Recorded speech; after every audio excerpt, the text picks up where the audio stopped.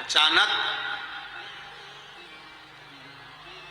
वो नयन तारा, सारी अप्सराएं शंकर को जल नहीं चढ़ाती है, पर वो नयन तारा शिव जी को जल चढ़ाती है, क्योंकि देखकर आ गई थी। इस बच्चे ने देख लिया था कि एक लोटा जल चढ़ाने जा रही है और आंख से आंसू बह रहा, रोती रोती जा रही,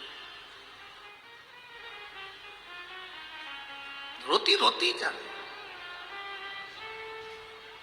अरे मेरे जीजियों, मेरे जीजाओं, लोग भले हंसे तुम पर, तुम कितने भी विद्वान हो, कितने भी पढ़े लिखे हो, कितनी भी अच्छी जॉब है,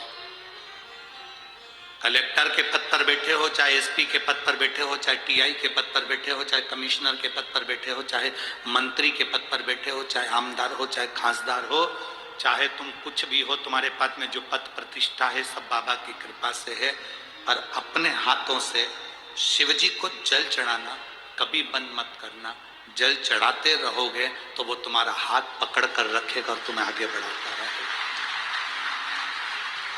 नयन तारा जल चढ़ाना प्रारंभ करा। आज इंद्र को लगा वज्रा ऋषि तप कर रहे हैं, साधना कर रहे हैं, वो मेरा सिंहासन पाना चाहते हैं, तो उन्होंने नयन तारा को वज्रा ऋषि का तप तोड़ने के लिए भेज दिया।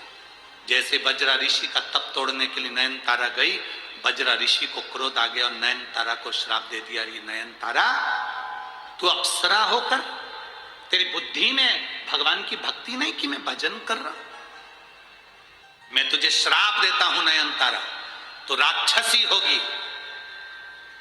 नयन तारा की आंख से जल बह गया। बाबा, मैं शंकर की आराधना करने वाली हूं, कोई अप्सरा शिव को जल नहीं चढ़ाती, पर मैं शंकर को जल चढ़ाती हूं बाबा। बाबा ने ध्यान लगाकर देखा, ये तो शिव की भक्त है। वज्रा ऋषि ने कहा, मैंने तुझे श्राप दिया राक्षसी होने का, मृत्यु लोक में तू राक्षसी बनेगी, पर आज मैं तुझे वचन भी देता हूं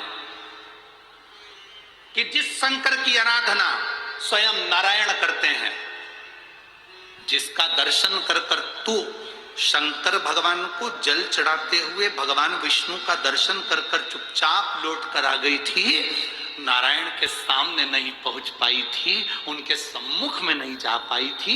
वज्रा ऋषि कहते हैं, आज मैं तुझे वचन देता हूं और आशीर्वाद देता हूं कि तू राक्षसी होने के बाद भी भगवान नारायण का अवतार जब पृथ्वी पर राम अवतार होगा तो उनके सामने जाकर उनका दर्शन करेगी, उनको पाने का प्रयास करेगी। तेरे बल पर संपूर्ण असुरों का कल्याण होगा, क्योंकि तूने शंकर भगवान को एक लोटा जल चढ़ाया है, तो तेरे कारण पूरे असुरों का कल्याण होगा।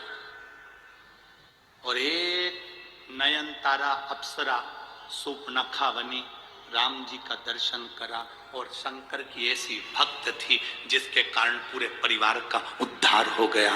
भगवान राम पहुंचकर पूरे परिवार का कल्याण कर दिया। एक नयन तारा, शिव को चढ़ाया गया जल खाली नहीं जाता। देवराज को नहीं मालूम पड़ा कि मेरे को